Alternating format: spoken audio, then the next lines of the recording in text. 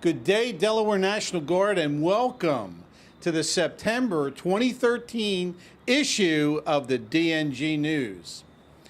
I'm visiting our state partner, the Republic of Trinidad and Tobago.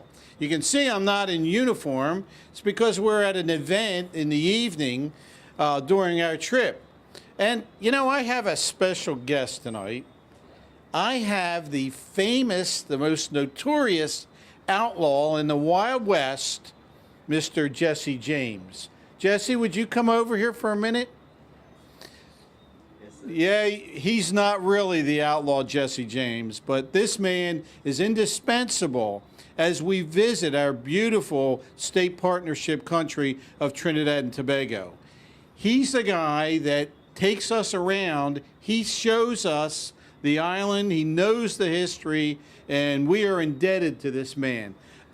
We'd like to give you something. I notice you have a hat on. Yes, sir. You need your own Delaware National Guard hat. So if you will put this on for us, Jesse, right. we would appreciate it. Well, I kind of need it might be a little flashy, so That's okay. There you go. There you go. He's worried. Look at me. I'm the one that has the glare, and Jesse's worried about the hat.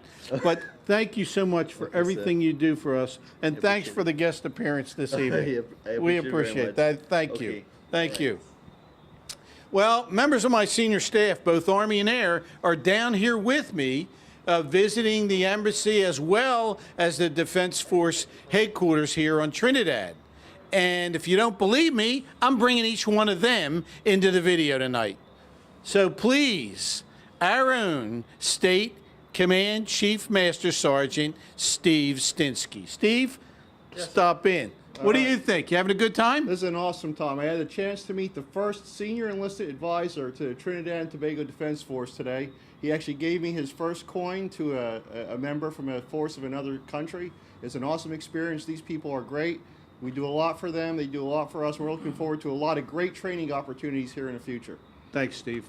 And next we have our wing commander, commander of the 166 Airlift Wing, Colonel Mike Feely. Mike. Hello, everybody from Trinidad and Tobago. We're out here building our State Partnership for Peace program, and we couldn't be luckier having a country like this to help support and to help us develop as a force. Thanks, Mike. Thanks for being here. And now we're bringing on our own Brigadier General Scott Chambers, the Assistant Adjutant General Army of our Delaware National Guard. Scotty. Hello, everybody. Thanks for the opportunity to talk to you. We had a great day with the Trinidad and Tobago Defense Forces, and the amazing thing that I learned today is all of the issues that we fight at home are the same Army issues that they fight here. They talk about funding, they talk about leadership, they talk about challenging the force. All the same things that we do at home, they do it here. Thank you. That's right.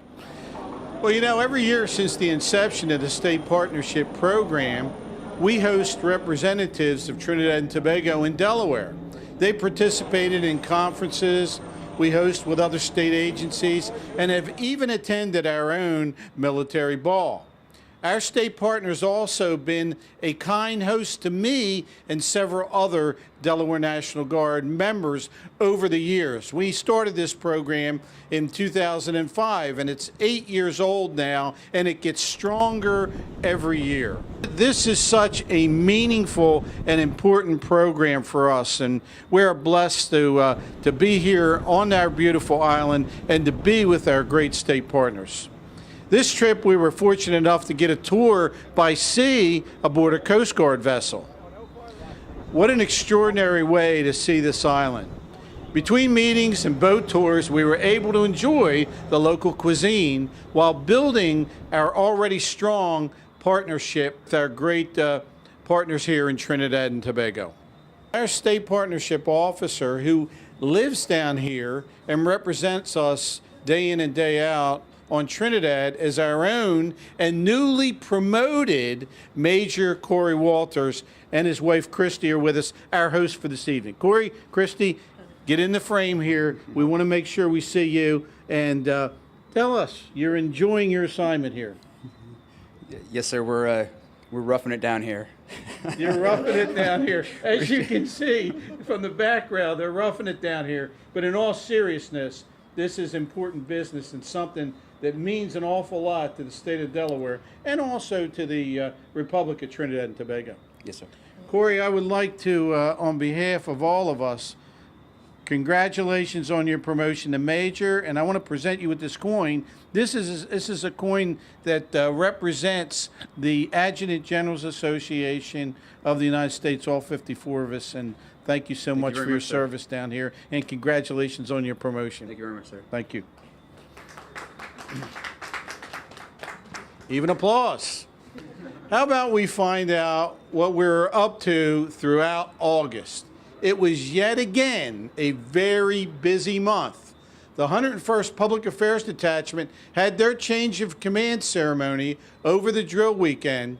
First Lieutenant Chelsea Newman passed the unit colors to Colonel Walt Sturrock, symbolically relinquishing command of the unit.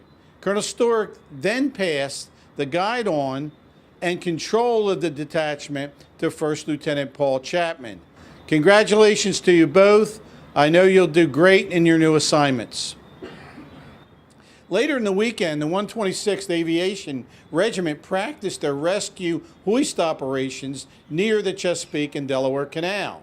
Members of the 101st Public Affairs Detachment were on the flight to capture this great training. Take a look at this video from Staff Sergeant Wendy McDougall. Members of the 126th Aviation Regiment Air Ambulance continually train in order to be mission ready. This drill weekend was no different. The unit includes medics who have to be able to handle any situation with many different variables. Important is not only in a combat situation as in Afghanistan where it's a very mountainous terrain, also in a civilian sense as in Katrina or hurricanes or the one hurricane that came up the Jersey coast. On this training exercise, soldiers performed a practice rescue mission of Sergeant Major Mike Fields. Over an open field near the C&D Canal, Fields was strapped to a rescue hoist and then lowered out of the Black Hawk. Within seconds, he was hoisted back up into the helicopter. The hoisting operations with the 126th Medical Evacuation Unit is extremely important, not only for a wartime mission, but also here on the home front.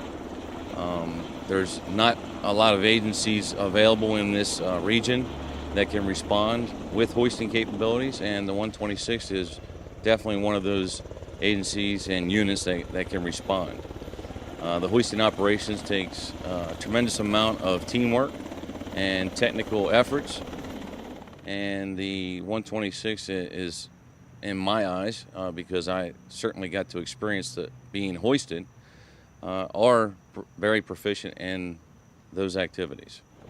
Over a 2-hour period, flight medics took turns operating the hoist and being raised and lowered out of and into the helicopter. Trainings like this give pilots, crew chiefs, and medics the opportunity to hone the skills necessary for hoist missions to ensure their readiness if called into action. Reporting from Newcastle, Delaware, I'm Staff Sergeant Wendy McDougall. Later in the month, we bid farewell to the 150th Engineer Company, Detachment 1, who departed for the start of their deployment to Afghanistan. It was a tearful day for family and friends. Staff Sergeant Wendy McDougall brings us the story. Once again, family and friends gathered at the Army Aviation Support Facility to send off Delaware National Guard troops. This time, the hugs were held tighter by members of the 150th Engineer Company, Detachment 1. Immediately following the ceremony, soldiers boarded buses to start their journey. The first stop is Camp Shelby in Mississippi. Camp Shelby until the end of September, and what we're going to be doing is getting ready to finally go to Afghanistan. It's our last step to go. So we're going to be doing engineer tasks, we're going to be training on shooting, firing our weapons, and training on all of our soldier skills that we need to know to better prepare ourselves for Afghanistan.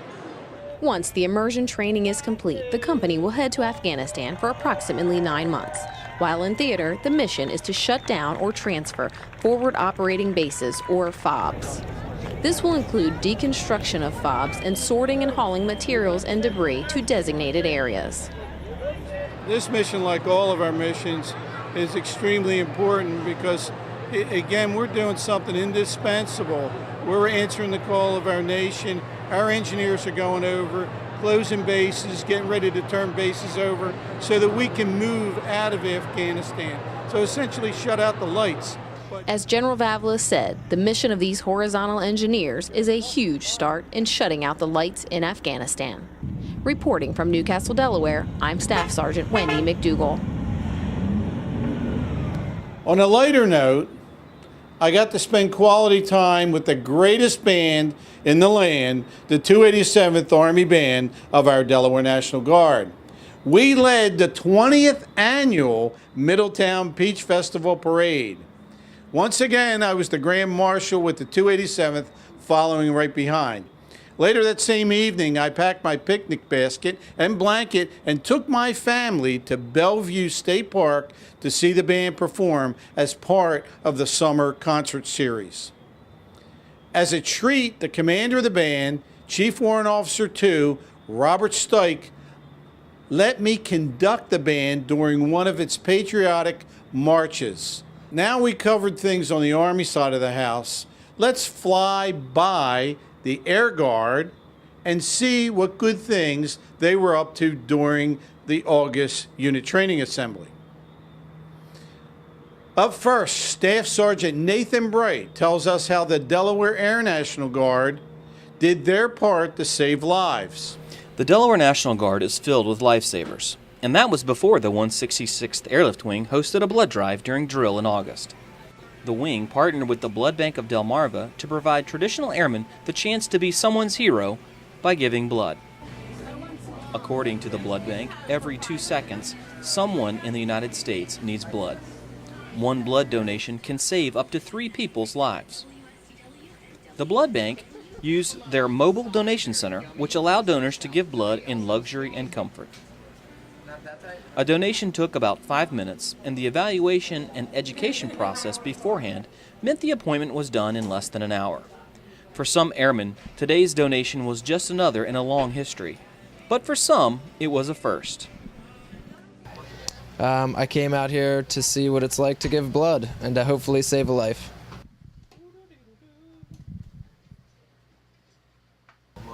Emotionally, how do I feel? Pretty good. Hopefully I help somebody out today. It has been years since a blood drive was held on base, and planners had no idea how successful it would be. In the end, they had no need to worry. The Guard turned out so well, we exceeded the blood bank's storage. With this success, look for the mobile blood bank to be on base again next year.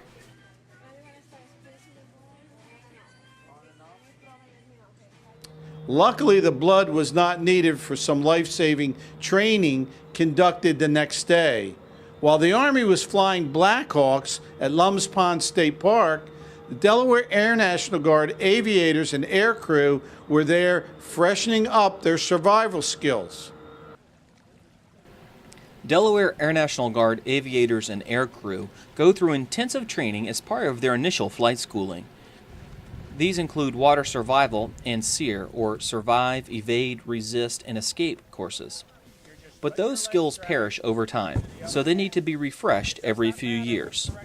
That's the purpose of today's training at Lum's Pond State Park. Conducted by the 166th Life Support Section, the day covered a range of equipment, skills, and scenarios. The Air Force regularly updates the survival equipment air crew carry on them, so training like this can familiarize airmen with new tactics and tools. Just as importantly, refresher training keeps airmen confident in the usefulness and operation of their life-saving gear. And of course, despite thousands of hours of combat and training flights, it's extremely rare that aircrew would use rafts and self-inflating vests and the like. So the refresher serves to reinforce the knowledge first learned years ago for many. Whether it's ways to start a fire, ways to find a way out, or ways to stay alive in the water, the life support team works with aircrew to keep them alive in any situation. In the weeks after drill, the base was visited by 2 youth groups. They got to see guardsmen at work on the base and a chance to see a C-130 aircraft up front and personal. Here are some pictures of the young Marines of Newcastle. Well, that's all the news we have for this month. but we do have time to put in a plug for an upcoming event. Make sure you come out September the 10th and enjoy the second annual Family Carnival of Wellness. For information on other upcoming events, check out our website and visit us on Facebook. Again, thank you for all you do for your community, our state, and our nation. May God bless you and those deployed in harm's way, and may He continue to bless these great United States of America. Thank you.